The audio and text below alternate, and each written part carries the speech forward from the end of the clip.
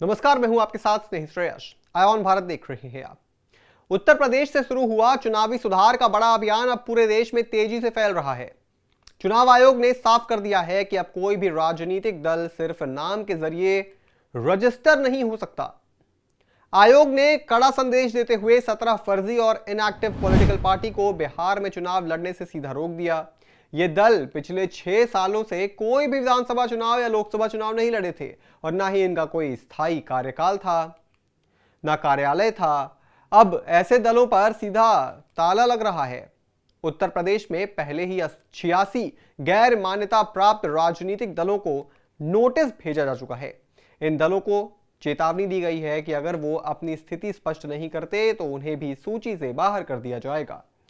आयोग ने यह भी साफ कर दिया कि अब कोई भी दल सिर्फ कागजों पर मौजूद रहकर ना तो टैक्स से छूट ले सकेगा और ना ही चुनावी संसाधनों का फायदा उठा सकेगा।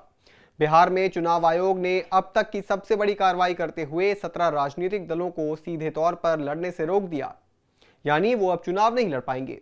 इनमें भारतीय बैकवर्ड पार्टी, राष्ट्रवादी जन कांग्रेस, लोकतांत्रिक समता दल, गांधी प्रकाश पार्टी, क्रांतिकारी विकास दल और हमदर्दी जनरक्षक समाजवादी विकास पार्टी जैसे नाम शामिल हैं। ये सभी दल ना तो कोई चुनाव लड़ रहे थे, ना कोई कार्यालय चला रहे थे, लेकिन फिर भी सरकारी छूट और सुविधाओं का फायदा उठा रहे थे। आयोग ने यह फैसला पारदर्शी और साफ सुथरी चुनावी प्रक्रिया सुनिश्चित करने के लिए लिया है। एक वरिष्ठ अधिकारी ने बताया कि ये निष्क्रिय दल खुद तो चुनाव नहीं लड़ते, लेकिन बड़े दलों या उम्मीदवारों के पर्दे के पीछे से फायदा पहुंचाते हैं। चुनाव प्रचार के दौरान ये अपनी पार्टी के नाम पर गाड़ियां, प्रचार सामग्री और अन्य संसाधन उपलब्ध करवाकर अपनी मौजूदगी दर्ज कराते हैं, जबकि असल में ये चुनावी सिस्टम के लिए बोझ बन चुके हैं। अब आयोग ने ऐसे सभी RUPP यानी रजिस्टर्ड अनरिकॉग्नाइज्ड पॉलिटिकल पार्टी की देश भर से सूची तैयार की है, जिनकी संख्या 2800 से अधिक है। पहले चरण में 345 दलों को निष्क्रिय घोषित कर दिया गया और सूची से हटा दिया गया।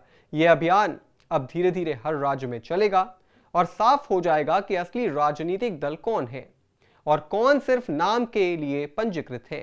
निर्वाचन आयोग की इस कार्रवाई से साफ है कि अब चुनाव आयोग हर स्तर पर सख्त हो चुका है।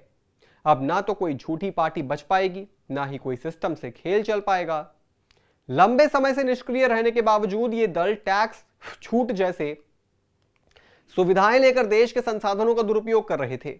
यह न सिर्फ देश के करदाताओं यानी कि टैक्स पेयर्स के साथ धोखा है, बल्कि लोकतंत्र की आत्मा के खिलाफ भी है। चुनाव आयोग ने इन दलों को अपनी बात रखने का मौका भी दिया था, लेकिन ज्यादातर दल या तो जवाब नहीं दे पाए या फिर कोई प्रमाण पेश नहीं कर सके। आयोग ने स्पष्ट कर दिया कि आगे भी किसी निष्क्रिय या फर्जी दल को बख्शा नहीं जाएगा। उत्तर प्रदेश से शुरू हुई इस मुहिम ने साफ संकेत दिया है कि अब चुनाव आयोग एक बार फिर फर्जी दल पर कार्रवाई करेगा।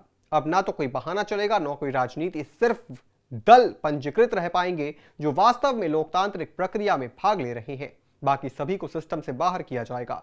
अब देश का लोकतंत्र और चुनावी व्यवस्था एक नई दिशा की ओर बढ़ रही है, जहां सिर्फ ईमानदारी और पारदर्शिता ही टिक पाएगी। इस पूरी खबर पर आप क्या सोचते हैं दोस्तों? कमेंट बॉक्स में जरूर लिखते जाइएगा और भी तमाम बड़ी खबरों से जुड़े रहने के लिए आप देखते रहें आयोन भारत।